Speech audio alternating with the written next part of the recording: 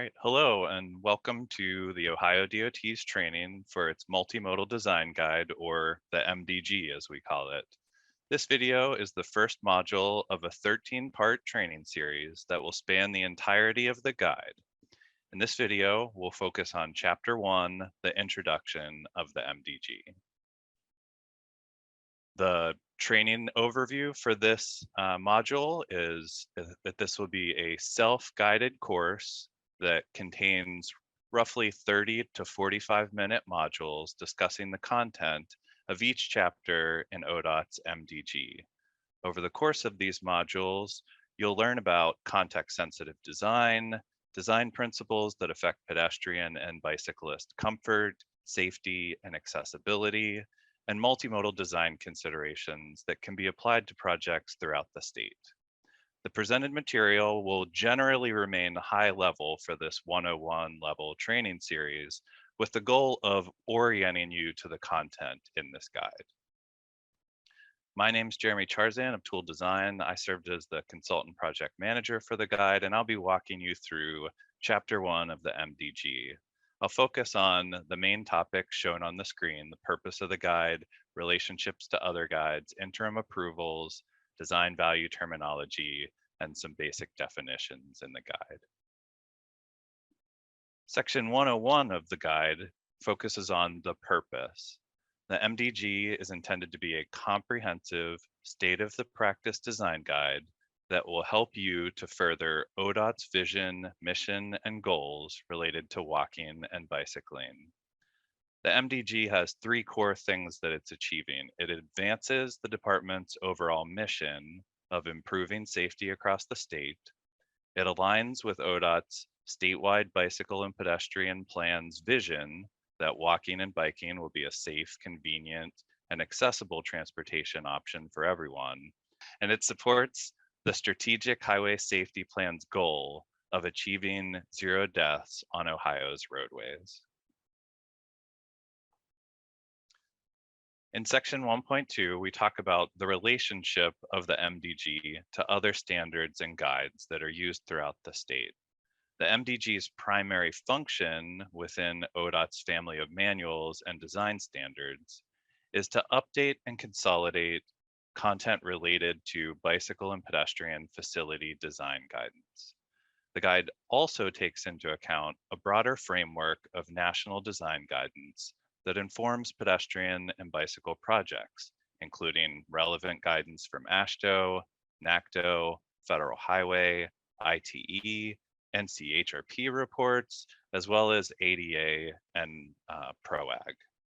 The MDG should be used for the design of pedestrian and bicycle facilities in conjunction with other ODOT standards and guidance, such as the L&D manual and Ohio's Manual on Uniform Traffic Control Devices, or the OMUTCD.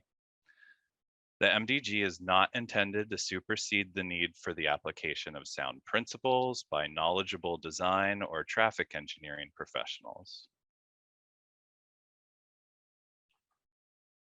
The Multimodal Design Guide has replaced previous sections of the Location and Design Manual Volume 1, or L&D Volume 1.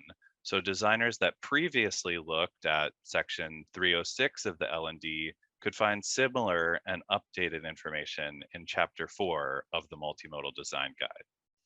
Many chapters will either expand on existing ODOT design guidance, or they'll introduce new ODOT design guidance. As the MDG was created and released, many other sections of the L&D and TEM were simultaneously revised to align with the MDG and to provide more context-sensitive guidance related to pedestrian and bicycle facility design. One example of this is for driveways, where the L&D Volume 1, Section 800, has been updated to provide more guidance for commercial driveways if sidewalks are present. The MDG provides information for planners, designers, and engineers to develop the physical infrastructure necessary to support walking and bicycling for people of all ages and abilities. It includes information on developing connected bicycle and pedestrian networks, and addresses topics such as comfort and safety of facilities in different contexts. It also addresses safety-related issues, especially for interactions between motor vehicles and vulnerable road users, such as pedestrians and bicyclists, at intersections, interchanges, and driveways. The guide is intended to both inform the planning process and be used as a source of guidance throughout the design phases of a project. Throughout the guide, figures such as the one shown on this slide and tables are used to convey design information and help to illustrate design concepts. However, these tables and figures should be reviewed in relation to the written material to help planners and designers understand how project context may inform the decision-making process. ODOT has statewide approval from Federal Highway for a variety of treatments that they've been given interim approvals for. These treatments include those shown on the slide, such as green colored pavement, alternative designs for bicycle route signs, bicycle signal faces, 3-section flashing yellow arrow signal faces, bicycle boxes, 2-stage bicycle boxes, and rectangular rapid flashing beacons. Note that this list includes only those items discussed in the multimodal design guide. However, ODOT has many other interim approvals for other treatments that are not related to pedestrian and bicycle facility design. Each interim approval comes with a set of conditions and parameters that designers should be familiar with. The MDG provides additional guidance for the selection, design, and application of these treatments for Ohio so that they may be implemented consistently across the state. Communities should also be aware that there is a reporting requirement associated with these interim approvals. At locations where treatments with interim approval are installed, they should be documented and sent to ODOT's Office of Traffic Operations, a link for which is provided on this slide.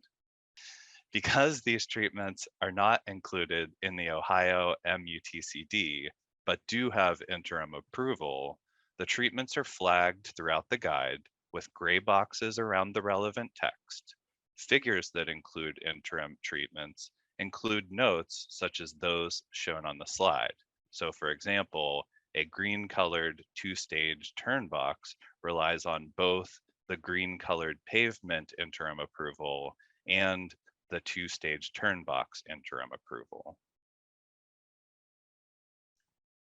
In order to design safe multimodal facilities with forgiveness and driver error in mind, pedestrian and bicycle facilities should be designed with the recommended values provided in the guide. It's important for users to use this guide and understand that the selection of values for design dimensions can have a direct relationship to street user safety and comfort. The term minimum is used to describe the minimum recommended design values in the MDG. Every effort should be made to at least provide these values. Chapter 7 further discusses ways to rebalance roadways in order to help achieve those values. In many instances, the use of constrained values could degrade safety or reduce comfort for people walking or biking and can affect how they choose to use or avoid a particular facility or street. For example, if a constrained lane width is used for a separated bike lane, there may be insufficient space to allow bicyclists to pass each other. Similarly, if a constrained width is used for a conventional bike lane, there will be little room for bicyclists to avoid debris in the bike lane. These bicyclists may attempt to adjust their position only to be sideswiped or strike the adjacent curb. The MDG also sometimes mentions maximum values, which are values that should generally not be exceeded to address the safety of people walking and biking. Chapter 1 also includes definitions for commonly used terminology used throughout the guide. In some instances, a facility may have multiple names, So for example, a bicycle boulevard is also sometimes called a neighborhood greenway. The guide notes this and notes which terms will be used throughout the guide for clarity and consistency. I encourage all users of the guide to familiarize themselves with these definitions to ensure that the design guidance you're trying to apply is applied correctly. Thank you for watching this video covering Chapter 1 of the MDG. For other chapters, please see the other videos in this series.